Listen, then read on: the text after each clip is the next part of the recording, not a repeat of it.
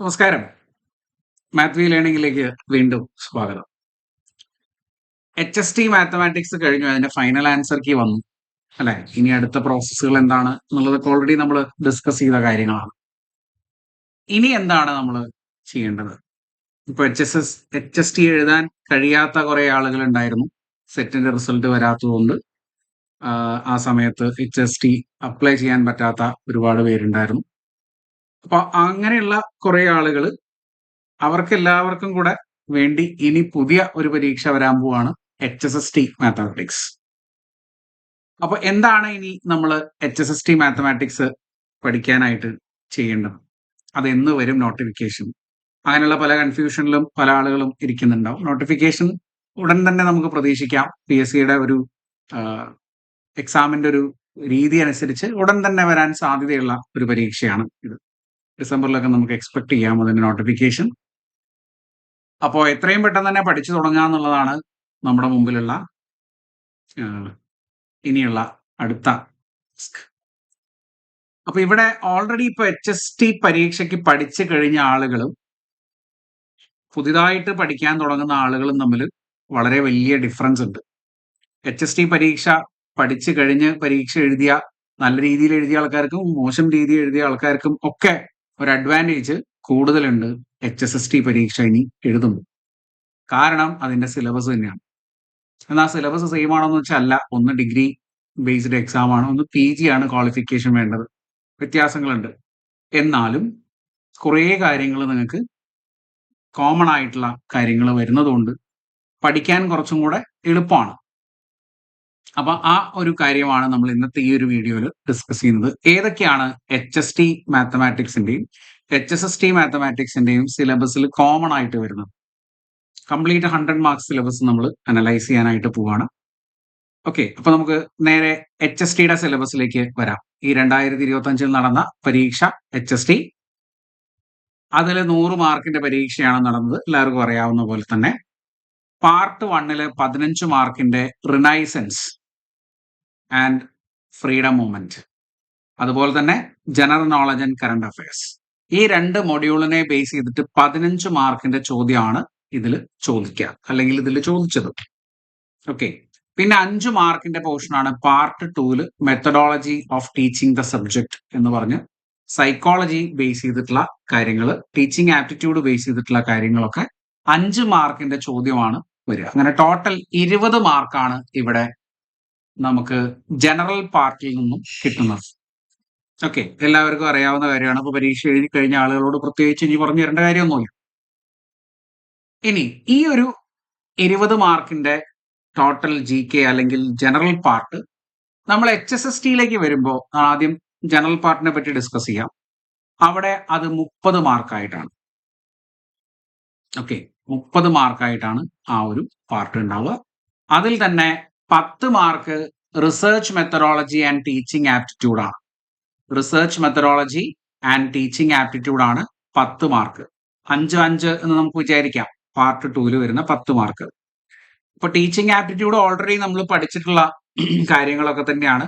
പക്ഷെ അവിടെ ഇംഗ്ലീഷിലായിരുന്നു ചോദ്യം, ഇവിടെയും ഇംഗ്ലീഷിൽ തന്നെയായിരിക്കും ചോദ്യം. അത്യാവശ്യം സൈക്കോളജി ബേസ് ചെയ്തിട്ടുള്ള കുറച്ച് കാര്യങ്ങളും ടീച്ചിങ് ആപ്റ്റിറ്റ്യൂഡിന്റെ ക്വസ്റ്റ്യൻസ് ഒക്കെ നിങ്ങൾ എങ്ങനെ ചെയ്യേണ്ടത്, ആസ് എ ടീച്ചർ നമ്മൾ അക്വയർ ചെയ്തിട്ടുള്ള കുറെ നോളജ് ബേസ് ചെയ്തിട്ട് ഒരുപാട് ക്വസ്റ്റ്യൻസ് നിങ്ങൾക്ക് ഇതിനകത്ത് നിന്ന് ആൻസർ ചെയ്യാനായിട്ട് പറ്റും അല്ലേ? അപ്പോൾ അതിൽ കുറച്ച് കാര്യങ്ങൾ നമ്മൾ പഠിക്കുകയും വേണം, എന്നാൽ നമുക്ക് അത്യാവശ്യം കാര്യങ്ങൾ അറിയുകയും ചെയ്യാം. റിസർച്ച് ആപ്റ്റിറ്റ്യൂഡ് പക്ഷെ അങ്ങനെയല്ല. റിസർച്ച് ആപ്റ്റിറ്റ്യൂഡ് നമ്മൾ പഠിക്കുക തന്നെ വേണ്ടി വരും. അത് സ്പെസിഫിക് ആയിട്ട് HSTക്ക് നമ്മൾ പഠിക്കാത്ത ഒരു ടോപ്പിക് ആയതുകൊണ്ട് അത്യാവശ്യം കാര്യങ്ങൾ നിങ്ങൾ ഇതിനകത്ത് നോക്കി പ്രത്യേകം പഠിക്കുക തന്നെ വേണം. അപ്പോൾ ഇങ്ങനെ 10 മാർക്കിൽ ഒരു 5 മാർക്ക് ഓൾറെഡി നമുക്ക് അറിയാവുന്ന കാര്യങ്ങളും ഒരു 5 മാർക്ക് നമ്മൾ പുതിയതായിട്ട് പഠിക്കേണ്ട കാര്യങ്ങളുമാണ്. ഓക്കെ, ദെൻ അടുത്ത 10 മാർക്ക് പാർട്ട് 3 വരുന്നത് കോൺസ്റ്റിറ്റ്യൂഷൻ ആണ്. ഇന്ത്യൻ കോൺസ്റ്റിറ്റ്യൂഷനും അതുപോലെ തന്നെ social welfare legislation and programmes, അതിൽ നിന്നും അതുപോലെ renaissance of Kerala towards India society, towards a new society, ഇതൊക്കെ നിങ്ങൾ നോക്കണം കേട്ടോ. കോൺസ്റ്റിറ്റ്യൂഷൻ ഓൾറെഡി നമ്മൾ എവിടെ പറഞ്ഞിട്ടുണ്ട്, എവിടെ പഠിച്ചിട്ടുണ്ട്? HSTയിൽ നമ്മൾ പഠിച്ചിട്ടുണ്ട്. അതായത് ജനറൽ നോളജിൽ ഏറ്റവും കൂടുതൽ HSTയിൽ ക്വസ്റ്റ്യൻസ് വരുന്നത് കോൺസ്റ്റിറ്റ്യൂഷൻ ആയിരുന്നു. അത്യാവശ്യം നിങ്ങൾ എല്ലാവരും കോൺസ്റ്റിറ്റ്യൂഷൻ നോക്കിയിട്ടുണ്ടാവും, പഠിച്ചിട്ടുണ്ടാവും. അപ്പൊ അത് തന്നെയാണ് ഇവിടെയും നമുക്ക് ഒരു 10 മാർക്കിന്റെ ഒരു ഭാഗമായിട്ട് വരുന്നത് കോൺസ്റ്റിറ്റ്യൂഷൻ. അതുപോലെ സോഷ്യൽ വെൽഫെയർ പ്രോഗ്രാംസ് ഉണ്ടല്ലോ, നമ്മുടെ നാട്ടിലുള്ള ഒരുപാട് പദ്ധതികളുണ്ട്, പുതിയ പുതിയ പേരുകളിലുള്ള ഒരുപാട് പദ്ധതികളുണ്ട് അല്ലെ. അത് അതൊക്കെ നമ്മൾ ഓൾറെഡി പഠിച്ചു കഴിഞ്ഞ കാര്യങ്ങളാണ്. ഓക്കെ. പിന്നെ റിനൈസൻസ് ആൻഡ് ഫ്രീഡം മൂവ്മെന്റ് അതും നമ്മൾ നോക്കിക്കഴിഞ്ഞിട്ടുള്ളതാണ്. അത് ഇവിടെ അത്യാവശ്യം ഡീറ്റെയിൽ ആയിട്ട് തന്നെ പറഞ്ഞിട്ടുണ്ട്. ഈ ഡീറ്റെയിൽഡ് സിലബസ് ആണ് പല പരീക്ഷകളിലും വരുന്നത് എന്നുള്ളതുകൊണ്ട് നമ്മൾ HSTക്ക് പഠിച്ചപ്പോൾ ഇത് തന്നെയായിരിക്കും നിങ്ങൾ പഠിച്ചിട്ടുണ്ടാവും. Towards a new society, efforts to reform the society, socio and religious reform movements. അതായത് ഓരോ പ്രത്യേക സംഘടനകളുടെ അല്ലെ, സോഷ്യൽ റിഫോം മൂവ്മെന്റ്സിലുള്ള SNDPയുടെയും അതുപോലെ തന്നെ NSS, അങ്ങനെ ഒരുപാട് യോഗക്ഷേമ സഭ, അങ്ങനെ ഒരുപാട് സഭകളുണ്ട്. അതിനെ പറ്റിയൊക്കെ നമ്മൾ പഠിച്ചിട്ടുണ്ട്. പിന്നെ റിവോൾട്സ്, സ്ട്രഗിൾസ് ആൻഡ് റിവോൾട്സ് നമ്മൾ HSTയിൽ പഠിച്ചതാണ്. ഇതൊക്കെ HSSTയുടെ സിലബസിലാണ് ഇപ്പൊ ഞാൻ കാണിച്ചുകൊണ്ടിരിക്കുന്നത് കേട്ടോ. ഒരുപാട് സത്യാഗ്രഹങ്ങളും സിവിൽ ഡിസൊബീഡിയൻസ് മൂവ്മെന്റും അങ്ങനെ ഒരുപാട് കാര്യങ്ങൾ ഇതൊക്കെ ഓൾറെഡി നമ്മൾ നോക്കിയിട്ടുള്ളതാണ്. റോൾ ഓഫ് പ്രസ് നമ്മൾ നോക്കിയിട്ടുള്ളതാണ്. അവേക്കനിങ് ത്രൂ ലിറ്ററേച്ചർ അല്ലെ, ലിറ്ററേച്ചർ നമ്മൾ നോക്കിയിട്ടുള്ളതാണ്. വുമൺ ലീഡേഴ്സിനെ പറ്റി നമ്മൾ പഠിച്ചിട്ടുള്ളതാണ്. ലീഡേഴ്സ് ഇൻ റിനൈസൻസ് അത് നമ്മൾ പഠിച്ചിട്ടുള്ളതാണ്. ഇതൊക്കെ നമ്മൾ എവിടെ പഠിച്ചു? HSTക്ക് വേണ്ടിയിട്ട് കംപ്ലീറ്റ് ആയിട്ട് റിനൈസൻസിന്റെ ഭാഗങ്ങൾ കംപ്ലീറ്റ് പഠിച്ചു. പിന്നെ അതുപോലെ തന്നെ ലിറ്റററി ഫിഗേഴ്സ് അതും നിങ്ങൾ പഠിച്ചിട്ടുണ്ടാവും. നോക്കൂ, നിങ്ങളുടെ ഈ 10 മാർക്ക് ഓൾറെഡി നമ്മൾ പഠിച്ചു കഴിഞ്ഞതല്ലേ. HSTക്ക് വേണ്ടി നമ്മൾ പഠിച്ചു കഴിഞ്ഞതാണ് ഈ 10 മാർക്ക്. ഇതൊരു റിവിഷൻ മാത്രമാണ് നിങ്ങൾക്ക് വേണ്ടി വരിക. ഇതിൽ മാറ്റങ്ങളൊന്നും ഉണ്ടാവില്ല അല്ലെ. ഈ കാണുന്ന കാര്യങ്ങളിലൊന്നും അത്യാവശ്യം മാറ്റങ്ങളൊന്നും ഉണ്ടാവില്ല. ഇതൊക്കെ അതേപോലെ തന്നെയാണ് ഉണ്ടാവുക. അപ്പൊ അതൊക്കെ നമുക്ക് ഈസി ആയിട്ട് പഠിക്കാൻ പറ്റും. ഒരു റിവിഷൻ മാത്രമേ നിങ്ങൾക്ക് ഇതിനകത്ത് ആവശ്യം വരുള്ളൂ.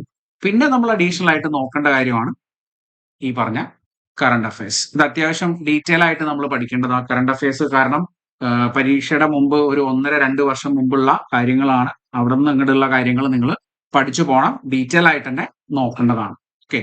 അപ്പൊ ഇത് 10 മാർക്കിന്റെ. ഇത് അവിടെ പഠിച്ചു എന്ന് വിചാരിച്ചിട്ട് കുറച്ച് അഡ്വാൻറ്റേജ് ഉണ്ടാവും. 2024 കാര്യങ്ങൾ, 2025 കുറച്ച് കാര്യങ്ങൾ നിങ്ങൾ പഠിച്ചിട്ടുണ്ടാവും.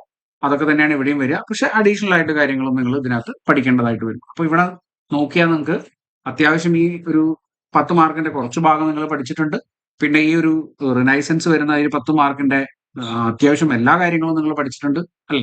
അപ്പൊ 10 മാർക്ക് അവിടെ നിങ്ങൾക്ക് എന്തായാലും കിട്ടും. പിന്നെ ടീച്ചിങ് ആപ്റ്റിറ്റ്യൂഡിന് 5 മാർക്ക് നിങ്ങൾക്ക് അങ്ങനെ കിട്ടും. അപ്പൊ ഇതിൽ ഏകദേശം ഒരു 30 മാർക്കിൽ നിങ്ങൾക്കൊരു 20 മാർക്ക് അല്ലെങ്കിൽ 15 മാർക്കിന്റെ പോർഷൻ നിങ്ങൾ ഓൾറെഡി പഠിച്ചു കഴിഞ്ഞിട്ടുള്ളതാണ്. ഇത്രയും ടോപ്പിക്കിൽ 15 മാർക്കിന്റെ ചോദ്യങ്ങൾ ഓൾറെഡി അല്ലെങ്കിൽ ഭാഗങ്ങൾ ഓൾറെഡി നിങ്ങൾ പഠിച്ചു കഴിഞ്ഞിട്ടുള്ളതാണ്. ഇനി വളരെ കുറച്ച് കാര്യങ്ങളാണ് നിങ്ങൾക്ക് അതിനകത്ത് അഡീഷണൽ ആയിട്ട് പഠിക്കാനുള്ളത് അല്ലേ. ഇപ്പൊ നോക്കൂ, HST പരീക്ഷ പഠിച്ച ആളുകൾക്ക് ഇത് എഴുതാൻ അഡ്വാൻറ്റേജ് കൂടുതലാണ് എന്ന് ഞാൻ പറയാനുള്ള കാരണം ഇതാണ്. ഓക്കെ. ഒന്ന്.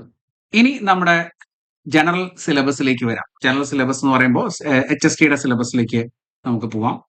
HST 80 മാർക്കിനായിരുന്നു. ജനറൽ മീൻസ് മാത്സിന്റെ സിലബസ് ആട്ടോ ഞാൻ ഉദ്ദേശിച്ചത്. 80 മാർക്കിന്റെ പോർഷൻ ആയിരുന്നു നമ്മൾ HSTയിൽ ഉണ്ടായിരുന്നത്.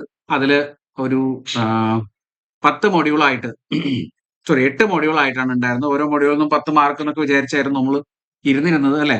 പല വ്യത്യാസങ്ങളും ഉണ്ടായിരുന്നു. അതിനകത്ത് ഈ 8ാമത്തെ മൊഡ്യൂൾ സ്റ്റാറ്റിസ്റ്റിക്സ് ആണ്. ഇത് നമുക്ക് HSTക്ക് വേണ്ട. അതുപോലെ തന്നെ 6ാമത്തെ മൊഡ്യൂളും സ്റ്റാറ്റിസ്റ്റിക്സ് ആണ്, അതും വേണ്ട. 5ാമത്തെ മൊഡ്യൂളും 6, 7, 8 ഈ 3 മൊഡ്യൂൾസും നമുക്ക് ആവശ്യമില്ല. പിന്നെ വരുന്ന ഭാഗങ്ങളിൽ ഏതൊക്കെയാണ് നമുക്ക് പഠിക്കാനുള്ളത്, HSST സിലബസിൽ ഏതൊക്കെയാണ് വരുന്നത് എന്നുള്ളത് നമുക്ക് ഓരോന്നോരോന്നായിട്ട് ജസ്റ്റ് ഒന്ന് നോക്കി നോക്കാം. ഫസ്റ്റ് മൊഡ്യൂളിൽ ഒരു എലമെന്ററി ആയിട്ടുള്ള കൺസെപ്റ്റുകളാണ്. നിങ്ങൾ ബേസിക് ആയിട്ടുള്ള കാര്യങ്ങളാണ്. അത് ഒരുപാട് നമ്മുടെ HSST സിലബസിലൊന്നും ചോദിക്കാറില്ല. ഇത് നമുക്ക് ആവശ്യമില്ലാത്ത ഒരു ടോപ്പിക്കാണ്. പക്ഷെ ഇത് ബേസിക് ആണ്, നമ്മൾ പഠിച്ചിട്ടുണ്ടാവണം. ഇത് പഠിച്ചാലേ നമ്മൾ ഇതിന്റെ ഹയർ വേർഷൻ നമുക്ക് പഠിക്കാനായിട്ട് പറ്റുള്ളൂ അല്ലേ. പിന്നെ മൊഡ്യൂൾ 2 കംപ്ലീറ്റ് ആയിട്ട് നമുക്ക് ആവശ്യമുള്ളതാണ്. മൊഡ്യൂൾ 2 കംപ്ലീറ്റ് ആയിട്ട് നമുക്ക് വേണം. ഇത് 10 മാർക്കിന്റെ ഒരു പോർഷൻ ആയിട്ട് തന്നെ, ഒരു മൊഡ്യൂൾ ആയിട്ട് തന്നെ എന്ത് കാണാം നിങ്ങൾക്ക്? നമ്പർ തിയറി കാണാം. HSSTയുടെ സിലബസിൽ നിങ്ങൾ നോക്കിയാൽ 7 മാർക്കിന്റെ ഒരു മൊഡ്യൂൾ ആയിട്ട് തന്നെ നിങ്ങൾക്ക് നമ്പർ തിയറി അവിടെ കാണാം.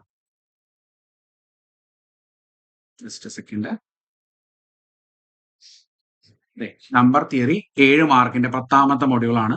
എല്ലാ ടോപ്പിക്കുകളും സെയിം ആണ്. ഇതിൽ പഠിക്കാനുള്ളതും അതിൽ പഠിക്കാനുള്ളതും ഒക്കെ സെയിം ആണ്. നോക്കൂ, theory of numbers, divisibility, linear congruence, fundamental theorem, Fermat's theorem വരെയാണ് ഇതിനകത്ത് പറഞ്ഞിട്ടുള്ളത്. ചൈനീസ് റിമൈൻഡർ തിയറം ഉണ്ട്, ഓയിലർ ഫംഗ്ഷൻ ഉണ്ട്, ഫെർമാറ്റ്സ് തിയറം ഉണ്ട്. അഡീഷണൽ ആയിട്ട് ഇവിടെ വരുന്നത് എന്ത് മാത്രമാണ്? വിൽസൺസ് തിയറം മാത്രമാണ്. അത് വിൽസൺസ് തിയറം നമ്മൾ HSTക്ക് കുറച്ച് പേരെങ്കിലും പഠിച്ചിട്ടുണ്ടാവും. ഇല്ലെങ്കിൽ ഇത് ഇവിടെ പഠിക്കുക. അത്രേ വേണ്ടൂ. അപ്പൊ 7 മാർക്കിന്റെ പോർഷൻ ഓൾറെഡി നമ്മൾ പഠിച്ചു കഴിഞ്ഞതാണ്. നിങ്ങൾ ഡീറ്റെയിൽ ആയിട്ട് പഠിച്ച ആളുകളാണെങ്കിൽ നിങ്ങളുടെ കയ്യിൽ നോട്ടും കാര്യങ്ങളും എല്ലാം ഉണ്ടാവും. ഓക്കെ. ദെൻ അടുത്ത ഒരു അഡ്വാൻറ്റേജ് എന്ന് പറയുന്നത് മെട്രിക്സ് ആണ്. മെട്രിക്സിലെ ഈ ഒരു മൊഡ്യൂളിൽ തന്നെ വരുന്ന ഒരു ഭാഗമായിരുന്നു മെട്രിക്സ്. മെട്രിക്സ് നമ്മൾ +1 +2 വരുന്ന എല്ലാ ടോപ്പിക്കുകളും plus solution of system of linear equations, eigen values, eigen vectors, Cayley Hamilton theorem, echelon form, orthogonal matrix അല്ലെ, ഇതൊക്കെ നമ്മൾ HSTക്ക് പഠിച്ചതുള്ളതാണ്. ഇതൊക്കെ നമുക്ക് ഇവിടെയും HSTക്കും പഠിക്കാനുണ്ട്. ഫസ്റ്റ് മൊഡ്യൂളിലാണ് ഈ സാധനങ്ങൾ വരുന്നത്. നിങ്ങൾക്ക് നോക്കിയാൽ മനസ്സിലാവും. ഇവിടെ linear equations, eigen values, eigen vectors, Cayley Hamilton theorem, algebra of matrices അല്ലെ, എല്ലാം ഉണ്ട്. Determinant of matrices, linear equations, complete കാര്യങ്ങൾ നമുക്ക് അവിടെ പഠിക്കാനുണ്ട്. അഡീഷണൽ ആയിട്ട് കുറച്ച് കാര്യങ്ങളും കൂടെ നമുക്ക് ഈ ലീനിയർ ആൾജിബ്രയിൽ 7 മാർക്കിന്റെ പോർഷനിൽ വേണം എന്നുള്ളതാണ്. വെക്ടർ സ്പേസ് വേണം അല്ലേ, വെക്ടർ സ്പേസ് അതിന്റെ ഡീറ്റെയിൽ ആയിട്ടുള്ള കാര്യങ്ങൾ, സബ് സ്പേസുകൾ, അതുപോലെ ലീനിയർ ട്രാൻസ്ഫോർമേഷൻ വേണം. അങ്ങനെ കുറെ കാര്യങ്ങൾ, change of base, canonical form, diagonal forms, അങ്ങനെ കുറെ കാര്യങ്ങൾ അഡീഷണൽ ആയിട്ട് നമ്മൾ പഠിക്കണം. എന്നാൽ കുറച്ച് ഭാഗങ്ങൾ നമ്മൾ ഓൾറെഡി പഠിച്ചതുകൊണ്ട് നമുക്കത് പഠിക്കാൻ വളരെ എളുപ്പമായിരിക്കും. ഓക്കെ. ദെൻ അടുത്ത നോക്കൂ, മൊഡ്യൂൾ 3 വരുന്നത് കാൽക്കുലസ് ആണ്. കാൽക്കുലസിൽ ബേസിക് ആയിട്ടുള്ള കാര്യങ്ങളെ വരുള്ളൂ. ഓൾറെഡി നിങ്ങൾ പഠിച്ചാലേ നിങ്ങൾക്ക് ഹയർ വേർഷനിലേക്കൊക്കെ പോകാനായിട്ട് പറ്റുള്ളൂ എന്നുള്ളത് നിങ്ങൾക്ക് അറിയാം. ഇതിനകത്ത് ഈ ഡബിൾ ട്രിപ്പിൾ ഇന്റഗ്രലിന്റെ ഭാഗം അതൊക്കെ നിങ്ങൾ നോക്കി വെക്കുക. അതൊക്കെ നമുക്ക് അപ്പുറത്തും വേണ്ടതാണ്. അതുപോലെ തന്നെ ഇന്റഗ്രേഷനിലെ ഡയറക്റ്റ് ആയിട്ടുള്ള ചോദ്യങ്ങളൊക്കെ അവിടെയും ചോദിച്ചിട്ടുണ്ടായിരുന്നു. ജസ്റ്റ് ഒന്ന് പഠിച്ചു വെച്ചാൽ മതി. കഴിഞ്ഞ വർഷത്തെ പരീക്ഷയിലെ ക്വസ്റ്റ്യൻ പേപ്പർ കണ്ടാൽ നിങ്ങൾക്ക് അറിയാം. ഇത് അല്ലാതെ ഇതിൽ ഒരുപാട് ഡീറ്റെയിൽഡ് ആയിട്ടൊന്നും നിങ്ങൾ നോക്കേണ്ട കാര്യമില്ല. ഓക്കെ. കോണിക് സെക്ഷൻ ഒന്നും നമുക്ക് പഠിക്കാനില്ല. അതൊന്നും നിങ്ങൾ അത്യാവശ്യമായിട്ട് എടുക്കേണ്ട കാര്യമില്ല. ഓക്കെ. പിന്നെ ഇതിനകത്ത് വരുന്ന മറ്റൊരു ഭാഗം എന്ന് പറയുന്നത് മൊഡ്യൂൾ 4, അതിൽ റിയൽ അനാലിസിസും കോംപ്ലക്സ് അനാലിസിസും. ഇത് അത്യാവശ്യം മുഴുവനായിട്ട് നമുക്ക് വേണ്ടതാണ്. HSSTയുടെ സിലബസിലും റിയൽ അനാലിസിസും കോംപ്ലക്സ് അനാലിസിസും ഉണ്ട്. പക്ഷെ കുറച്ചും കൂടെ ഡീറ്റെയിൽ ആയിട്ട് വേണ്ടി വരും. അതിന്റെ ഒരു ടോപ്പിക് കുറച്ച് കുറവാണ് നമുക്ക് HSTയിൽ പഠിച്ചത്. HST ആകുമ്പോൾ കുറച്ചും കൂടെ കൂടുതൽ പഠിക്കണം. ഇതിൽ 2 മൊഡ്യൂൾ റിയൽ അനാലിസിസ് ആണ്. അതിൽ ഈ ഫസ്റ്റ് മൊഡ്യൂൾ 2 വരുന്ന ഭാഗങ്ങളാണ് നമ്മൾ ഓൾറെഡി പഠിച്ചു കഴിഞ്ഞിട്ടുള്ളത്. നിങ്ങൾ നോക്കി നോക്കൂ, ഇതിൽ എന്താണ് അഡീഷണൽ ആയിട്ട് ഒരു സാധനം നമുക്ക് പഠിക്കാനുള്ളത് എന്ന് ചോദിച്ചാൽ ഒന്നും തന്നെ ഇല്ല എന്ന് നമുക്ക് പറയാം അല്ലെ. സീക്വൻസ് ആൻഡ് സീരീസ് ആണ് ആദ്യം. പിന്നെ യൂണിഫോം കണ്ടിന്യൂറ്റി, ഡിഫറൻഷ്യബിലിറ്റി ആണ് പഠിക്കാനുള്ളത്. അത് നമ്മൾ പഠിച്ചതാണ്. Sequence and series of functions additional ആയിട്ട് നമ്മൾ പഠിക്കേണ്ടി വരും. ചിലപ്പോൾ യൂണിഫോം കൺവേർജൻസ് പഠിക്കേണ്ടി വരും. Riemann some, Riemann integral, improper integral, ഇത് ഒക്കെ നമ്മൾ പഠിച്ചു കഴിഞ്ഞിട്ടുള്ള ഡബിൾ ആൻഡ് ട്രിപ്പിൾ ഇന്റഗ്രൽ നമ്മൾ പഠിച്ചു കഴിഞ്ഞിട്ടുള്ളത്. ഇതൊക്കെ നമുക്ക് അറിയാവുന്ന കാര്യങ്ങളാണ്. റിയൽ അനാലിസിസിന്റെ ഫസ്റ്റ് മൊഡ്യൂൾ ഓൾറെഡി നമ്മൾ HSTക്ക് വേണ്ടി പഠിച്ചതായിരിക്കും മുഴുവനായിട്ടും. പുതിയതായിട്ട് നിങ്ങൾക്ക് ഒന്നും തന്നെ അതിൽ പഠിക്കാനില്ല എന്ന് മനസ്സിലാക്കുക. ഓക്കെ. സെക്കൻഡ് മൊഡ്യൂൾ അങ്ങനെയല്ല. സെക്കൻഡ് മൊഡ്യൂൾ പുതിയ കാര്യങ്ങളാണ്. അത് നമ്മൾ പുതിയതായിട്ട് പഠിക്കേണ്ടി വരും. ലെബേഗ് മെഷറും ലെബേഗ് ഇന്റഗ്രലും ഒക്കെയാണ് അതിനകത്ത് വരുന്നത്. പിന്നെ അത്യാവശ്യം കുറച്ച് കാര്യങ്ങൾ, പാർഷ്യൽ ഡെറിവേറ്റീവ്സ് വരുന്നുണ്ട്. നമ്മൾ ഓൾറെഡി HSTക്ക് പഠിച്ചിട്ടുള്ളതാണ്. അതുപോലെ ഡയറക്ഷണൽ ഡെറിവേറ്റീവ് ചിലപ്പോൾ പഠിച്ചിട്ടുണ്ടാവും നിങ്ങൾ. പിന്നെ special functions, beta gamma functions, Fourier series ഒക്കെ ഇതിനകത്ത് അഡീഷണൽ ആയിട്ട് വരുന്നതാണ്. ഓക്കെ. ഇതൊക്കെ നമ്മൾ സെപ്പറേറ്റ് ആയിട്ട് പഠിക്കേണ്ട. HSTക്ക് നിങ്ങൾ ഇതൊന്നും പഠിച്ചിട്ടുണ്ടാവും. റിയൽ അനാലിസിന്റെ ഫസ്റ്റ് മൊഡ്യൂൾ ഒരു 7 മാർക്കിന്റെ പോർഷൻ നിങ്ങൾ ഓൾറെഡി പഠിച്ചു കഴിഞ്ഞിട്ടുള്ളതാണ് എന്നുള്ളത് മനസ്സിലാക്കുക. അതുപോലെ തന്നെ ലീനിയർ ആൾജിബ്രയിൽ നിങ്ങൾക്ക് ഇതിനകത്തൊരു 3 മാർക്കിന്റെയോ അല്ലെങ്കിൽ 4 മാർക്കിന്റെയോ പോർഷൻസ് ഓൾറെഡി നിങ്ങൾ പഠിച്ചു കഴിഞ്ഞിട്ടുള്ളതാണ്. ബാക്കി കാര്യങ്ങൾ മാത്രം നിങ്ങൾ പഠിച്ചാൽ മതി. അപ്പൊ 7ഉം 3ഉം 10 മാർക്കിന്റെ പോർഷൻസ് ഇവിടെ തന്നെ വന്നു. പിന്നെ നേരത്തെ നമ്മൾ പറഞ്ഞ 7 മാർക്ക്, അതായത് കംപ്ലീറ്റ് നമ്പർ തിയറി, 17 മാർക്ക് ഇപ്പോൾ ഓൾറെഡി നമ്മൾ മാത്സ് പഠിച്ചു കഴിഞ്ഞതാണ് അല്ലെ. 70 മാർക്കിൽ 17 മാർക്ക് ഓൾറെഡി നമ്മൾ ഇപ്പോൾ പഠിച്ചു കഴിഞ്ഞു. ഇപ്പോൾ പ്രസന്റ്ലി കുറച്ചും കൂടെ കാര്യങ്ങൾ നമുക്ക് പഠിക്കാനുണ്ടെങ്കിൽ. പിന്നെ അബ്സ്ട്രാക്ട് ആൾജിബ്ര നമ്മൾ പഠിച്ചിട്ടില്ല. അത് നമ്മൾ മുഴുവനായിട്ട് പഠിക്കേണ്ടി വരുന്നത് പുതിയതാണ്. HST സിലബസിൽ മാത്രമുള്ള പോർഷനാണിത്. HST സിലബസിൽ അബ്സ്ട്രാക്ട് ആൾജിബ്ര നമുക്ക് പഠിക്കാനുണ്ടായിരുന്നില്ല. അപ്പൊ ഇത് നിങ്ങൾ 7 14 മാർക്കിന്റെ പോർഷൻ, അതുപോലെ തന്നെ ഈ ഒരു 7 മാർക്കിന്റെ പോർഷൻ കൂടെ കംപ്ലീറ്റ് ആയിട്ടും പുതിയതായിട്ട് തന്നെ പഠിക്കേണ്ടതായിട്ട് വരും. ടോപ്പോളജിയും അതുപോലെ തന്നെ ഓൾറെഡി നമ്മൾ പഠിക്കാത്ത കാര്യങ്ങളാണ്. അതുകൊണ്ട് ഇതും സെപ്പറേറ്റ് ആയിട്ട് നമ്മൾ പഠിക്കണം. കോംപ്ലക്സ് അനാലിസിസ് അത്യാവശ്യം കാര്യങ്ങൾ നിങ്ങൾ നോക്കി പഠിച്ചതാണ്. പക്ഷെ ക്വസ്റ്റ്യൻസിന്റെ ഒരു ലെവലിലൊക്കെ ഡിഫറൻസ് ഉണ്ടാവും അല്ലെ. കോംപ്ലക്സ് നമ്പേഴ്സ്, പോളാർ ഫോം, അതിന്റെ properties, analytic function, Cauchy Riemann equations, conformal mapping നമ്മൾ പഠിച്ചിട്ടുണ്ടാവില്ല. ഇത് പുതിയതാണ് ഇതിൽ വരുന്നത്. അതുപോലെ തന്നെ മൊബൈൽസ് ട്രാൻസ്ഫോർമേഷൻ പഠിച്ചിട്ടുണ്ടാവില്ല. പവർ സീരീസ് നമ്മൾ പഠിച്ചതാണ് അല്ലെ. അനലിറ്റിക് ഫംഗ്ഷൻസിന്റെ സീറോസ് പഠിച്ചതാണ്. ഓക്കെ. പിന്നെ അതുപോലെ തന്നെ ലോറൻസ് സീരീസ് പഠിച്ചിട്ടുണ്ടാവും നമ്മൾ അല്ലെ. ലോറൻസ് സീരീസ് പഠിച്ചിട്ടുണ്ടാവും. സിംഗുലാരിറ്റി പഠിച്ചിട്ടുണ്ടാവും. ഇതൊക്കെ നമ്മൾ അവിടെ നോക്കിയിട്ടുള്ളതാണ് അല്ലെ. അത്യാവശ്യം കാര്യങ്ങൾ, കോഷീസ് ഇന്റഗ്രൽ തിയറം ഒക്കെ സിലബസിൽ ഇല്ലെങ്കിലും കൂടെ നമ്മൾ പഠിച്ചിട്ടുണ്ടാവും. അപ്പൊ അതും നിങ്ങൾ ഇവിടെ പഠിക്കണം. അപ്പൊ ഇതിൽ ഏകദേശം ഒരു ഒരു 4 മുതൽ 5 മാർക്കിന്റെ പോർഷൻസ് ഓൾറെഡി നമ്മൾ HST പരീക്ഷയിൽ കവർ ചെയ്തിട്ടുള്ളതായതുകൊണ്ട് അവിടെയും നമുക്കൊരു അഡ്വാൻറ്റേജ് ഉണ്ട് HSST എഴുതുന്ന ആളുകൾക്ക്. ഫങ്ഷണൽ അനാലിസിസ് നമ്മൾ മുഴുവനായിട്ടും പഠിക്കേണ്ടതാണ്. ഇത് പുതിയ ടോപ്പിക്കാണ്. പുതിയ മീൻസ് PGക്ക് മാത്രം പഠിക്കുന്ന ടോപ്പിക്കാണ്. ഡിഗ്രിക്ക് നമ്മൾ പഠിക്കാത്തതുകൊണ്ട് അത് HSTയിലെ സിലബസിൽ ഇല്ല. പിന്നെ ordinary differential equation and partial differential equation. Ordinary differential equation complete ആയിട്ട് നമ്മൾ പഠിച്ചു കഴിഞ്ഞതാണ്. 7 മാർക്ക് 4 മാർക്കിന്റെ പോർഷൻ ഇതിൽ വരും എന്ന് വിചാരിക്കും. ആ 4 മാർക്കിന്റെ പോർഷനും നമ്മൾ പഠിച്ചു കഴിഞ്ഞതാണ്. HST സിലബസിൽ നമ്മൾ ഡിഫറൻഷ്യൽ ഇക്വേഷൻ കംപ്ലീറ്റ് ആയിട്ട് കവർ ചെയ്ത ഡിഫറൻഷ്യൽ ഇക്വേഷൻ ഈ 4ാമത്തെ മൊഡ്യൂളിൽ ഇത്രയും പോർഷൻസ് തന്നെയാണ് അവിടെയും വരും. ഓക്കെ, അൺഡിറ്റർമിനന്റ് കോഎഫിഷ്യന്റ് ഒന്നും അവിടെ ഇല്ല എന്ന് മാത്രം. കംപ്ലീറ്റ് സിലബസ് നമ്മൾ നോക്കിയിട്ടുള്ളതാണ്. പിന്നെ ഈ പാർഷ്യൽ ഡിഫറൻഷ്യൽ ഇക്വേഷൻ അതിന്റെ സൊല്യൂഷൻ കാര്യങ്ങൾ നമ്മൾ പഠിച്ചിട്ടുണ്ടാവില്ല, സെപ്പറേറ്റ് ആയിട്ട് നമ്മൾ പഠിക്കേണ്ടതാണ്. അപ്പൊ ഇത്രയാണ് നമ്മുടെ HSST സിലബസ്. നിങ്ങൾ നോക്കി നോക്കൂ, 7 വരുന്നുണ്ട്. 7ഉം 4ഉം 11 മാർക്ക്. പിന്നെ 11ഉം ഒരു 4 തന്നെ മിനിമം വെച്ച് കൂട്ടിയാൽ മതി നമുക്ക്. 7ഉം 11ഉം 4ഉം 15, 15ഉം 7 ഈ 7 കംപ്ലീറ്റ് ആയിട്ട് കിട്ടും നമുക്ക്.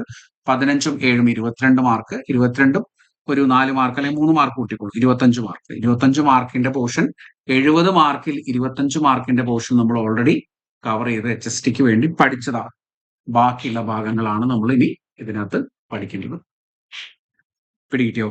അപ്പോ ഇവിടെ GK പോർഷൻസിൽ ഒരു 15 മാർക്ക് മുതൽ 20 മാർക്ക് വരെയുള്ള ഭാഗങ്ങൾ നമ്മൾ പഠിച്ചിട്ടുണ്ട്. നമ്മുടെ സബ്ജക്റ്റ് വൈസ് 25 മാർക്കിന്റെ പോർഷൻ നമ്മൾ നോക്കിയിട്ടുള്ളത്. അപ്പൊ ഏകദേശം ഒരു 10-35 മാർക്കിന്റെ ഭാഗങ്ങൾ നമുക്കറിയാം, അല്ലെങ്കിൽ ഒരു 40 മാർക്കിന്റെ ഭാഗങ്ങൾ നമുക്ക് അറിയാം. 100 മാർക്കിൽ 40 മാർക്ക് ഓൾറെഡി നമ്മൾ പഠിച്ചു കഴിഞ്ഞ കാര്യങ്ങളാണ്. ഇനി ബാക്കി വരുന്ന 60 മാർക്കിന് മാത്രമാണ് HST പരീക്ഷ പഠിച്ച ആളുകൾക്ക് HSST പരീക്ഷയിലേക്ക് വരുമ്പോൾ പഠിക്കേണ്ടതായിട്ട് വരിക. ഓക്കെ, അപ്പൊ മടി വിചാരിക്കാതെ എത്രയും പെട്ടെന്ന് തന്നെ പഠിച്ച് മുന്നേറാനായിട്ട് ഇപ്പൊ തന്നെ ശ്രമിക്കാം. അതാണ് നിങ്ങൾ ചെയ്യേണ്ട ഇമ്പോർട്ടന്റ് ആയിട്ടുള്ള കാര്യം. ഓക്കെ, മാത്ത് വി ലേണിംഗിൽ ഇതിന്റെ കോഴ്സ് അവൈലബിൾ ആണ്. എത്രയും പെട്ടെന്ന് തന്നെ നിങ്ങൾക്ക് ജോയിൻ ചെയ്യാം. നമ്മുടെ നമ്പറിൽ കോൺടാക്ട് ചെയ്യാം. ഡയറക്റ്റ് ആയിട്ട് കോഴ്സ് പർച്ചേസ് ചെയ്യാം. കംപ്ലീറ്റ് സിലബസ് കോഴ്സാണ്. എക്സാം വരെ നിങ്ങൾക്ക് വാലിഡിറ്റി ഉണ്ടാവും. വീക്ക്ലി എക്സാംസും മന്ത്ലി എക്സാംസും അതുപോലെ തന്നെ മൊഡ്യൂൾ വൈസ് എക്സാംസും ഒക്കെ നമ്മൾ കണ്ടക്ട് ചെയ്യും. OMR എക്സാമുകൾ നിങ്ങൾ വീട്ടിലിരുന്ന് OMR ഷീറ്റിൽ തന്നെ പ്രാക്ടീസ് ചെയ്യുന്ന രീതിയിലാണ് നമ്മൾ എക്സാമുകൾ പാറ്റേൺ കൊണ്ടുവരുന്നത്. സാധാരണ രീതിയിൽ എല്ലാവരും പരീക്ഷ കഴിഞ്ഞാൽ പറയാറുള്ളതാണ് സമയം കിട്ടിയില്ല, പരീക്ഷ എഴുതാൻ സമയം കിട്ടിയില്ല എന്നുള്ളത്. നമ്മുടെ കുട്ടികൾക്ക് അത് കുറച്ച് കുറവായിരിക്കും ആ പറയുന്ന കാര്യം. കാരണം അവർ ഇഷ്ടംപോലെ പരീക്ഷകൾ എഴുതുന്നുണ്ട് അല്ലെ. അപ്പൊ അതുകൊണ്ട് ഡെയിലി വീക്ക്ലി നിങ്ങൾക്ക് ടെസ്റ്റുകൾ ഉണ്ട്. ആ ടെസ്റ്റുകൾ നിങ്ങൾക്ക് എത്ര തവണ വേണമെങ്കിലും ഓൺലൈനായിട്ട് അറ്റൻഡ് ചെയ്യാം, ഓഫ്ലൈൻ ആയിട്ട് അറ്റൻഡ് ചെയ്യാം. ഇനിയിപ്പോൾ ഓൺലൈൻ ആയിട്ടാണ് പരീക്ഷയെങ്കിൽ അത് നിങ്ങൾക്ക് ഉപകാരപ്പെടും. അതുപോലെ തന്നെ കഴിഞ്ഞ എക്സാം ഓൺലൈൻ എക്സാം ആയിരുന്നു ജൂനിയറിന്റെ അല്ലെ. ഈ വർഷം എങ്ങനെയായിരിക്കും എന്ന് പറയാൻ പറ്റില്ല. അപ്പോൾ ഓൺലൈൻ ആണെങ്കിൽ നിങ്ങൾക്ക് ഓൺലൈൻ പരീക്ഷകൾ അറ്റൻഡ് ചെയ്ത് ആ ഒരു പ്രാക്ടീസ് കിട്ടും. ഇനി അതല്ല ഓഫ്ലൈൻ എക്സാം ആണെങ്കിൽ നിങ്ങൾക്ക് OMR ഷീറ്റിൽ അത് കൃത്യമായിട്ടിരുന്ന് ടൈം ലിമിറ്റ് വെച്ച് പ്രാക്ടീസ് ചെയ്യാനും പറ്റും. അപ്പൊ എത്രയും പെട്ടെന്ന് നമ്മുടെ കോഴ്സിലേക്ക് ജോയിൻ ചെയ്യാൻ ആഗ്രഹിക്കുന്ന ആൾക്കാരെ നമ്മളെ കോൺടാക്ട് ചെയ്യുക. അടുത്ത ക്ലാസ്സിൽ നമുക്ക് വീണ്ടും കാണാം. Thank you. Bye bye.